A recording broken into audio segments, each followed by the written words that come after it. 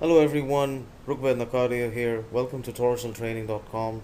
Thank you very much for joining this course. I'm very excited to teach you this course and teach you about torsional analysis. I think it's a great way to learn vibration analysis in general. When I got started in this field, some of my first projects were in torsional analysis, and what I found in general that the industry doesn't like to teach torsional analysis right away to their younger engineers. They prefer to start with some classic linear vibration analysis and then teach torsional analysis a little later. But I got lucky where I started working. They taught me torsional analysis pretty early, and my personal experience has been that I've learned a lot about vibration analysis in general because of torsional analysis. So I'm hoping to make a slight impact in how the industry thinks about teaching torsional analysis with this course. So I'm really glad that you're joining me, and I sure hope that we can change some mindsets in the process by teaching torsional analysis early, and I bet that by the time you're through this course, not only will you feel comfortable about torsional analysis in general, but you'll also feel comfortable about vibration analysis in general. So let's hope for the best, and thanks again for joining the course, and let's get started. So this is module 1, lesson 1, torsional vibration theory. Now my plan really is not to make this an intensely theoretical course. A lot of you have signed up this course because they want to learn how to apply torsional analysis with respect to using Dyrobes, or in that matter with respect to modeling torsional analysis in general. So I'll get to the Dyrobes part as soon as I can. So bear with me while I get through some of this basic theoretical stuff, and once I do, we will start by modeling a very simple shaft in this module itself.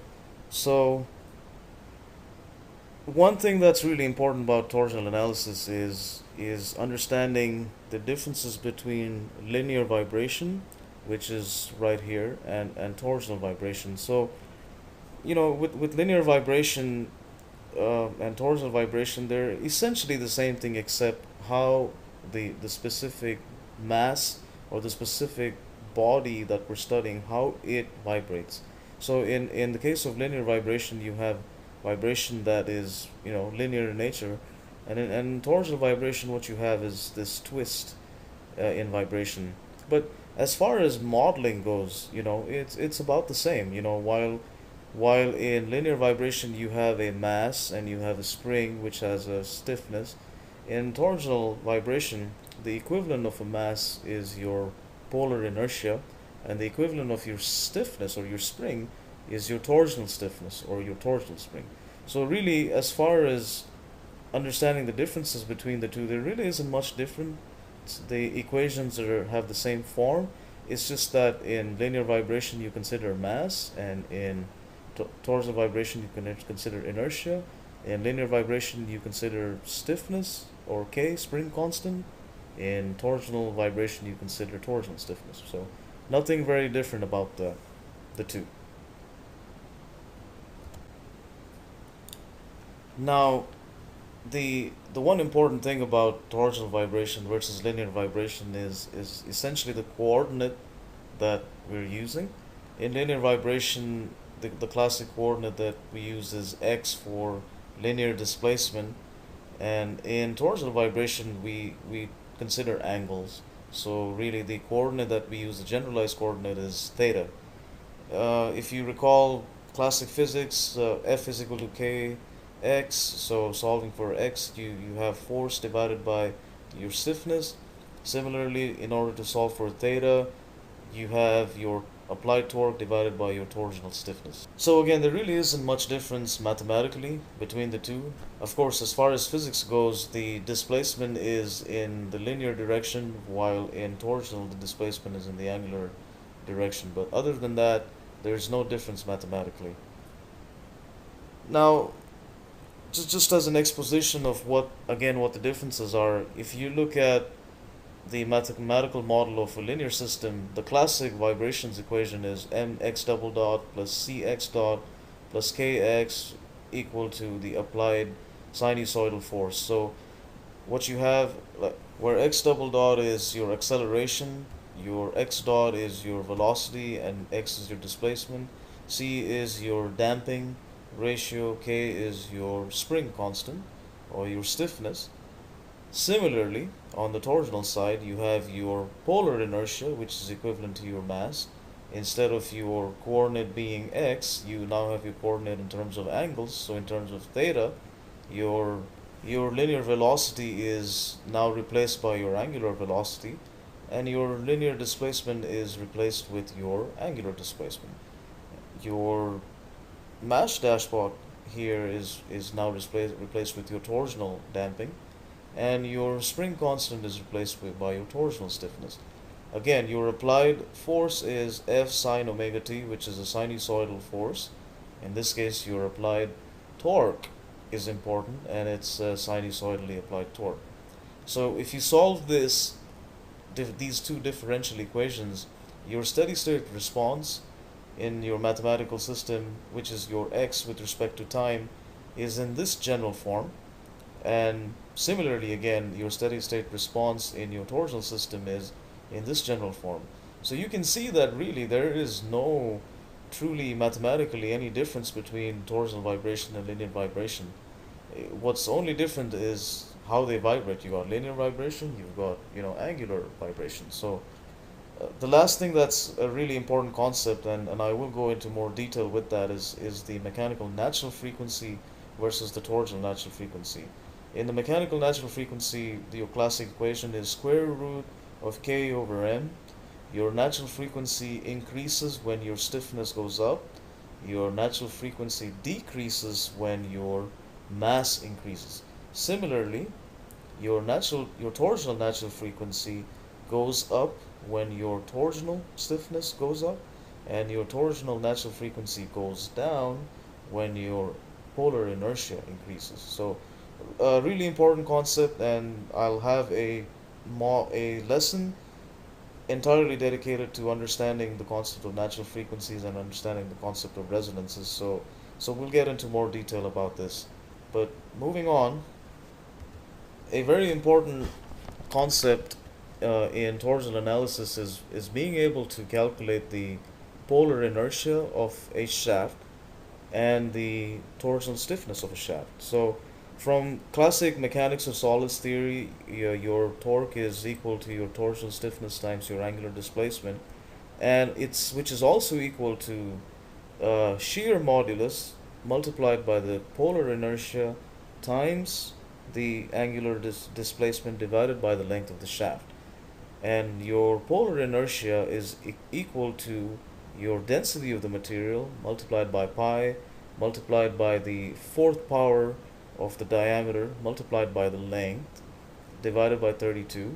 And you can derive these equations, and if anybody's interested in how these equations are derived, please feel free to ask me, and I'll be more than happy to show you how to derive them. Also, if you look at any classic vibrations textbook, they typically step through the derivation of these equations. So in case you're looking for any textbook or any reference material, please let me know, and I'll be more than happy to share that with you. Similarly, the torsional stiffness of a cylindrical shaft is then calculated using pi, the fourth power of the diameter, shear modulus divided by 32 over L. So the two things that you can read from this equation is, if you have a shaft and if you want to increase the inertia of the shaft for any particular reason, what do you think would be the best way to increase the shaft? You can increase the inertia of the shaft by either increasing the density of the shaft, or you can increase it by increasing the length of the shaft. But really, the most bang for the buck would be increasing the diameter of the shaft. If you increase the diameter of the shaft by 1 point, you're going to get 4 times, or rather to the power of 4 difference in the polar inertia. Similarly, with the torsion stiffness, if you actually increase the length of your shaft, then you're actually going to drop the torsional stiffness. But if you increase the diameter of the shaft, then you can significantly raise the torsional stiffness of the shaft. And I'll explain this in some of the further modules why this is important. When we do some of the modeling and when you see some of the results, you'll understand why it'll be important to make some changes in your design phase, to accommodate certain torsional issues that can come up with. So the best way that you can affect your torsional inertia or your torsional stiffness is is by changing your diameter. Okay, so time to get down to brass tacks. I've promised you guys a very hands-on course on torsional analysis, and so far I've only been talking about the theory of torsional analysis and some basic equations and some basic calculations.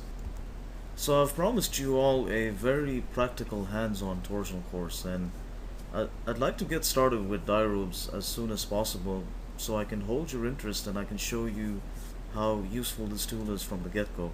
So what I have here on the screen is the last slide of this PowerPoint presentation, and I have two equations there. One is the polar inertia of a cylindrical shaft right here, and the torsional stiffness of the cylindrical shaft calculated right here. So let's get started by pulling up Dyrobes, and let's go ahead and calculate these two values, polar inertia and torsional stiffness, of a very simple shaft. So I minimize this and I'm gonna now log into Dyrobes. So go ahead and click Dyrobes, launch it, and so this is the home screen that pops up in Dyrobes. And before we get started on anything, I'd first like us to focus a little bit on some settings within Dyrobes. So go ahead and click on Project up here on the left hand corner and click on Preference Settings. Now under Preferences Settings, all the different graphic settings, the display colors, the post-processor graph settings, the graph labels, all of this can be controlled from this particular menu. What I like to do from the get-go is to change a couple of settings from the default so we can view the models a little more better. So go ahead and click on Model Display Settings, and under the Model Display Settings there's a tab called Description. Make sure it's checked. In my case it is checked, and hit OK and hit Save, and it'll open up a Save As window, and you'll be able to save your particular preferences of how you'd like certain views within Dyrobes. And as we get into more detail, you'll see how this is very useful. So go ahead and click Save, hit Yes, and Close. Alright, so let's get started. So what I'd like to do is show you an example of how to calculate the polar moment inertia shown in this PowerPoint presentation here, and the torsional stiffness of a shaft. So I'll minimize this, and Dyrobes is broken down into two components per se. One is the pre-processing or the modeling, and the other is the post-processing. So when we start building the model, we come under the pre-processing approach, and to build a simple shaft, you start with clicking on Model, click on Data Editor. So what it does is it pulls up a window with all the different options on how to model specific aspects of the rotor. So for example, you feed in your units, you feed in your material properties, you develop your shaft elements, you put in some discs. If you want to select some bearings, you can. If you want to add some foundations, you can. So up here we have several other options, and we will be focusing most of our work in this course on these lower tabs here and on this main torsional / axial tab. So let's get back to the modeling of this example, and go ahead and click on the units / description tab, and what it has here is a display of the units that you'll be using for this particular model, and also what the description of this model is. So first thing I like to do is to set my units, and you can see Dyrobes has 4 different unit systems that we can use. One is the classic consistent English units, which is seconds, inches, pound force second square over inch. Engineering English, which is pound force and pound mass being the key differences, and then consistent SI units with meters and kilograms and newtons, and engineering metric units, which replaces meters with millimeters. So depending on what your preference is as far as units go, you can pick either of these options. I personally like to work in consistent English units because that's typically what we use here in the United States. Now, in certain cases, when you're dealing with some equipment that is sold in Europe, or produced in Europe, then you can go ahead and click on engineering metric units. Now, there are some ways of saving your files from metric to consistent English, or consistent English back to metric. It's very easy to save back and forth. So, for example, if you're sharing models across continents and you wanted to, and your preference is working in consistent English, while your counterparts in Europe are have preference of working in metrics, then it's very easy to save a Dyrobes file or into a different unit system from the unit system that you started. So without much further ado, I'll go ahead and click on consistent English, and under the description context, I'll give it a description. So let's call it example 1, calculating inertia and torsional stiffness of a simple shaft. Alright, and click on save, and it'll open a save as folder window for you, and I will be saving all of my materials on my desktop. So under torsional course materials, example 1, and let's call it example dash 1. Click save, and we're good to go. The next step is to select the material that we'll be using for our particular shaft. So click on the material tab, and you have an option of selecting, looks like 201 materials in this particular model. Now typically some of the more complex models that I've built, I may have at most 8 or 10 materials. For this particular example, let's just select material 1, which will be material number 1, and let's pick typical steel and go ahead and click select. So what it does is it populates this first row, and the mass density that it calculates is 7.32 e to the negative 3, I believe, and it leaves the density. Again, don't forget we're dealing with consistent English units, so we have density in terms of pound force square over inch raised to 4 instead of the classic pound mass over inch cube, and the shear modulus 1.154 e to the 7 psi, pound force over inch squared, and the elastic modulus. And after selecting the material, go ahead and now click on shaft elements, and this here is the meat and potatoes of Dyrobes. This is where you build your rotor. Dyrobes follows a sort of a finite element approach. If you've had any experience modeling using ANSYS, then sort of think about what you do. You select your units, you select your materials, and then you do your pre-processing, build your model, and then you assign your elements. So we're sort of following the same basic approach, and in order to start that, you first develop your element. So in this case, we're only going to need one element, since we're just trying to check the torsional inertia and the torsional stiffness calculated by Dyrobes, and we're then going to go ahead and compare what we calculate with respect to a hand calculation. So without much further ado, under the element column right here, click there and hit element number 1. So this is the first element, so it'll be element number 1, and under sub, click on type in 1 as well. Now what the sub is it's sort of a, for very long rotors for very big models, it's very useful to use sub elements because it helps with reducing the computation time. In our particular case, since we're building one element, it doesn't matter, so you just keep one sub element. Now, under material, type material 1, and I'll explain why you type material 1 in a second. Under level, type 0. Now you type 0 because what the level tab does is it actually gives you a vertical distance.